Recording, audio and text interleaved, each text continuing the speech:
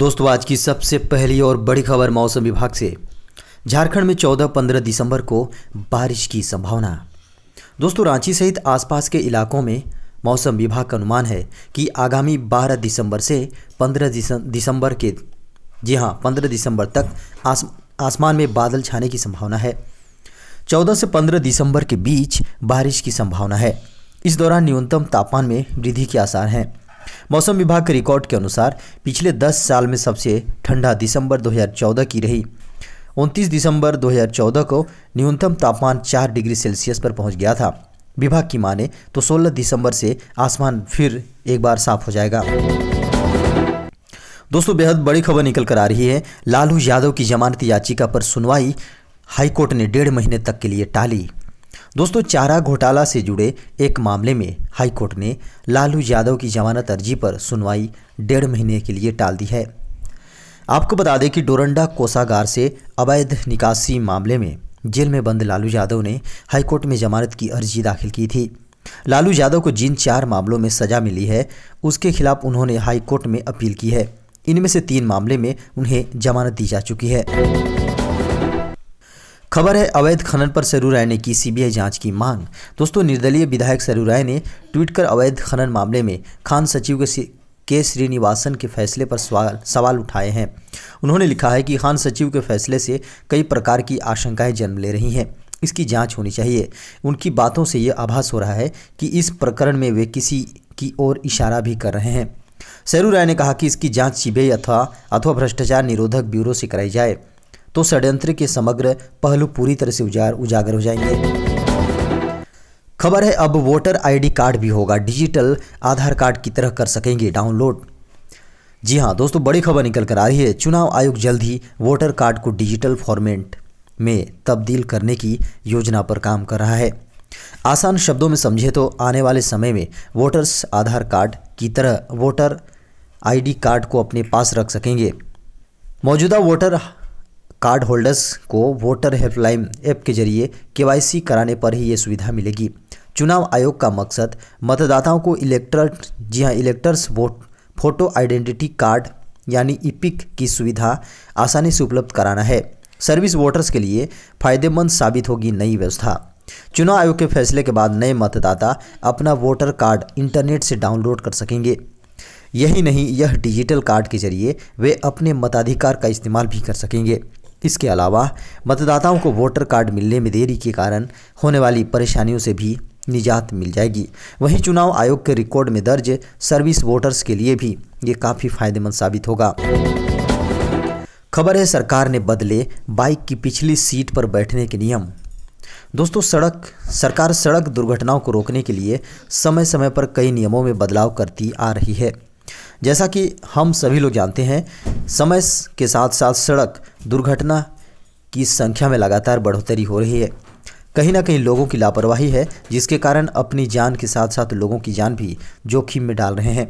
सड़क पर वाहन चलाते समय सुरक्षा नियमों का पालन करना बहुत ज़रूरी है। इसी बीच लगातार बढ़ते हुए रोड एक्सीडेंट में कमी लाने के लिए सरकार अब पूरी तरह से एक्शन में आ चुकी है। आपको बता दें कि सड़क दुर्घटनाओं में सबसे ज़्यादा मामले बाइक सवार लोगों को सबसे ज़्यादा चोट आती है। ऐसी स्थिति में सरकार ने वाहनों की सुरक्षा बढ़ाने के लिए इनके डिजाइन में कुछ ज़रूरी परिवर्तन करने का निर्णय लिया है, जिससे इसको और भी अधिक सुरक्षित बनाया जा सकता है। बाइक पर पिछली सीट पर बैठकर सवारी करने वाले लोगों को अब नए नियमों का पालन करना बहुत ज़रूरी है। दरअसल सड़क परिवहन एवं राजमार्ग मंत्रालय ने बाइक के पीछे की सीट पर जो लोग सवारी कर रहे हैं उनके लिए कुछ नए नियम लागू किए हैं, जिससे उनकी सुरक्षा को सुनिश्चित किया जा सके। नए नियमों के अनुसार अब बाइक की पिछली सीट पर दोनों तरफ हैंड होल्ड यानी ग्रैब रेल्स, जी हाँ ग्रैब रेल्स का होना बहुत ज़रूरी है।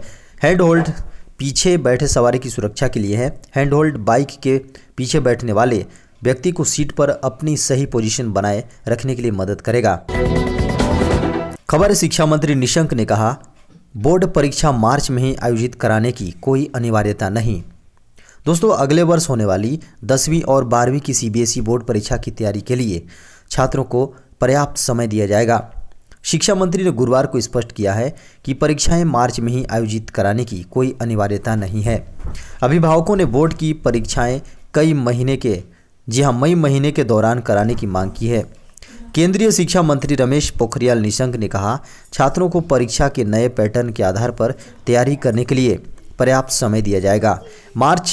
परीक्षा मार्च महीने में आयोजित कराने की कोई अनिवार्यता नहीं है। कोरोना की स्थिति को ध्यान में रखकर ही परीक्षा की तिथियां तय की जाएंगी। प्रैक्टिकल भी किसी भी एंट्रेंस एग्जाम की तारीख पर नहीं होंगे। शिक्षा मंत्री ने कहा, सीबीएसई बोर्ड में प्रैक्टिकल स्कूल स्तर पर होते हैं।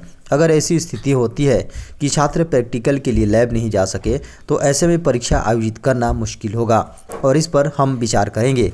स्कूलों को दोबारा खोले जाने पर निशंक ने कहा, स्कूल शिक्षा और साक्षरता विभाग ने स्कूलों को फिर से खोलने के लिए एसओपी दिशा निर्देश जारी किए हैं। ये दिशा निर्देश स्वास्थ्य और सुरक्षा की दृष्टि से स्कूलों को फिर से खोलने और शारीरिक सामाजिक दूरी के साथ सीखने व शिक्षा के प्रसार से संबंधित शैक्षणिक पहलुओं के साथ संबंध है। खबर है पबजी फैंस के लिए खुशखबरी, एंड्रॉयड यूजर्स के लिए 1.2 बीटा वर्जन का डाउनलोड लिंक जारी। दोस्तों, प्लेयर अनअनाउंस बैटल ग्राउंड्स के फैंस को पबजी मोबाइल इंडिया का इंतजार है, लेकिन इस बीच कुछ मीडिया रिपोर्ट्स में दावा किया गया है कि पबजी मोबाइल ग्लोबल का 1.2 बीटा वर्जन एंड्रॉयड यूजर्स के लिए जारी कर दिया गया है। पबजी लिंक को ओपन करने पर यूजर्स को एक कोरियन डायलॉग बॉक्स खुलता है जिसमें इनविटेशन कोड डालने के लिए कहा जाता है। इसके बाद फाइल को डाउनलोड किया जा सकता है। एपीके फाइल की साइज 625 MB की है और यह अभी सिर्फ एंड्रॉयड यूजर्स के लिए उपलब्ध है। पबजी के लेटेस्ट 1.2 बीटा वर्जन में यूजर्स को नए एक्सट्रीम हंट मोड के साथ लिविक और एरेंगल मैप मिलेगा। खबर है कृषि कानूनों के खिलाफ सुप्रीम कोर्ट पहुंचा भारतीय किसान यूनियन, कहा निजीकरण की ओर धकेल रही सरकार। दोस्तों, पिछले कई दिनों से कृषि कानूनों को लेकर किसानों ने राजधानी दिल्ली को घेर रखा है। केंद्र से कई दौर की बातचीत के बाद भी कोई सहमति नहीं बन सकी है। किसान कानूनों को रद्द करने की मांग कर रहे हैं, जबकि सरकार का कहना है कि बिल में संशोधन संभव है, इसे रद्द नहीं किया जा सकता। अब इसको सुप्रीम कोर्ट का दरवाज़ा अब इसको लेकर सुप्रीम कोर्ट का दरवाज़ा खटखटाया गया है। भारतीय किसान यूनियन ने तीनों विवादित कानूनों के खिलाफ सुप्रीम कोर्ट का रुख किया है।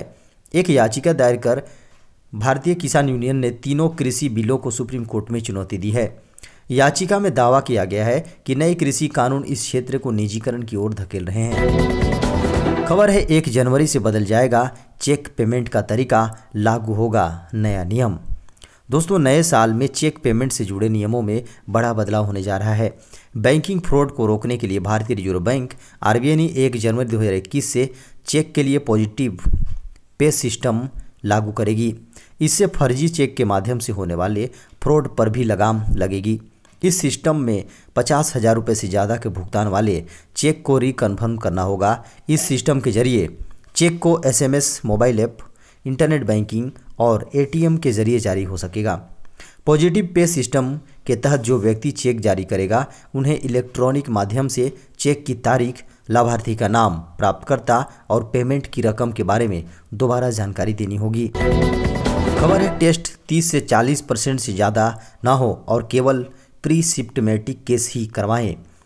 दोस्तों, केंद्र ने राज्यों को भेजे एक नए पत्र में रैपिड एंटीजन टेस्ट का अत्यधिक इस्तेमाल किए जाने पर आपत्तियां जताई हैं और राज्यों से कहा है कि वे कोविड-19 के कुल टेस्ट में रैपिड टेस्ट की संख्या केवल 30 से 40% तक ही सीमित रखें। राज्यों को स्वास्थ्य सचिव राजेश भूषण और सचिव स्वास्थ्य अनुसंधान डॉक्टर बलराम भार्गव की ओर से भेजे गए संयुक्त पत्र में कहा गया है, RAT का उपयोग प्री सिम्प्टोमेटिक या अर्ली सिम्प्टोमेटिक लोगों के मामले में जांच के लिए किया जाना चाहिए, जहां वायरल लोड अधिक होने की उम्मीद है। ऐसे मरीजों में जिनमें लक्षणों की शुरुआत हुए 5-7 दिन बीत चुके हों, उनकी जांच में इसके इस्तेमाल की सिफारिश नहीं की जाती है।